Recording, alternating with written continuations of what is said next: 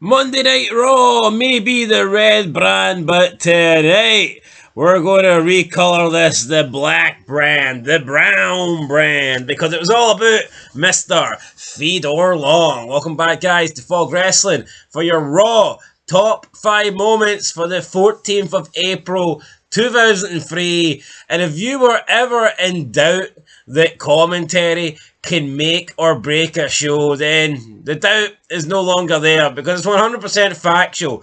Good commentary can make a show great. Great commentary can make a show absolutely fantastic. And as we see with current day wrestling, bad commentary can make a show unwatchable. Absolutely, player. What a absolute fantastic. I don't think it's his debut on commentary, but I'll tell you what, get him there every week. You know what? And what really disappoints me about this is a lot of people actually bash Theodore Long in this gimmick that he had, the whole racism gimmick, and I'm sure Theodore Long actually probably enjoyed it because he's not a little crybaby bitch. But I mean, I know a lot of people always look back negatively on things like this, but I mean, if you're watching it at the time, that is good. And like, at the end of the day, we all know it's fake. It's not real. It's like no different than like racism being shown on a television show. But this is great. This is giving Theodore Long something to do. This is giving black wrestlers that, let's be honest, are down in the lower mid card and would never have anything to do, would never be relevant. This is actually showcasing them and giving them an opportunity. And giving them like legitimate beef and an interesting storyline. I thought this whole thing was great, so it might not be surprising who we give the number one spot to. But before we jump into the number one spot, we gotta book a tag team match. No, we don't need to do that, but we do need to go into moment number 5. We're going with the USA debate. It was Christopher Nowinski, Scott Steiner. I mean, you have Scott Steiner speaking, and you're normally going to get something good. You have Scott Steiner defending America against a liberal, and you know that you're guaranteed greatness. And this was great. I just wish it lasted longer. I mean, I wish it was like 50. Hell, they could have gave these guys a full show. No, they could have, right? But you know what? They don't want to make Steiner look weak, do they? If Nowinski responds to what Steiner said, he probably buries him. You know, they let Nowinski start for a reason here. Then Scott Steiner comes in, 9/11 this, Iraq war that, terrorism that, terrorism this. What you gonna do? Then he whips out his fucking arms, man. 3-minute warning. Yo, good segment. Again, another segment that gets bashed when people look back on it. It's like, you know what? McMahon actually incorporated real life tensions and made it fucking work. Which was great. We don't get this nowadays, but I mean, could they had several different talking points and maybe they were backstage and throughout certain parts of the night they actually went back. But no, it's funny now though, the real life tensions they use are the ones backstage. The fake ones that don't exist. Aye, that no one gives a fuck about. Oh, CM Punk's a locker room cancer. No, I want to be talking about the meat and potatoes of the war. Yeah. You know what I mean? And these were big potatoes, juicy meat. USA debate coming in 5th place. 4th place, we have Gold Brothers. We have the family reunion. Goldust meets Goldberg. Backstage, very, very funny segment. Goldberg didn't know he had any family on Raw. Well, he is mistaken. He's got Goldust, and now he's got the golden wig. Goldust puts the wig on him. Goldberg's like, you know what, man? This looks better on you. So, no offense, but you keep it. And don't you ever fucking put it on my head again. So, yeah, Goldberg, not a fan of the gold wig. I think he wants to go for the Austin look rather than the Goldust look. Aye, stunning Steve Goldberg. Definitely nothing like that. But yeah, good comedic tones here for Big Bill. Didn't think he had it, really. But he's shown he does. Yeah, no, Goldberg's shown that maybe he's not so one-dimensional as people claim him to be, and we all know how good Goldust is, so yeah, for me, another really, really good segment. We then move into number 3, we're going with the main event. It was Hurricane and Booker T versus Triple H and Ric Flair. 1/2, or 2/2 even, of, no, 2/2 is technically a full. 50% of the Evolution, damn it. I like the fact they haven't forgot about Hurricane since The Rock. The fully fit half of Evolution. Aye. Here, the Hurricane's been one of the top guys on Raw. See, since 2003.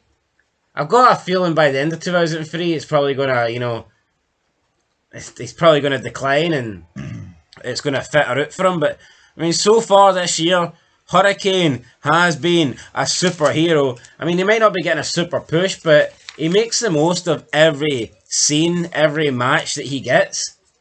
Of course he does, and you've got to when you're someone like Hurricane. You have to grasp it, and you know what? He's not going to get a million chances, and he's making every single one count. And you look at modern wrestling, man. How many fucking failed guys keep getting rehashed? It's boring. And you know what, man? If you look at SmackDown, if you've maybe got like Matt Hardy pushing above his weight on the blue brand, then the Hurricane certainly is pushing above his weight on the red brand. Very good main event. We also got interference for Shawn Michaels as well. So we had the El Hebner making a super dive for the steel chair as well. El Hebner put his body on the line in this match, so it was good. Booker T then gets the Hurricane gets the win after Shawn Michaels hit some sweet chin music on Nate. So Hurricane, what a guy. What a main event. But we begin. Moment number 2 with Kevin Nash. The opening. Kevin Nash enters, starts greeting about the Click. You know what? I can see why people hated this. Part of me thought it was cringe, but... We're supposed to be friends!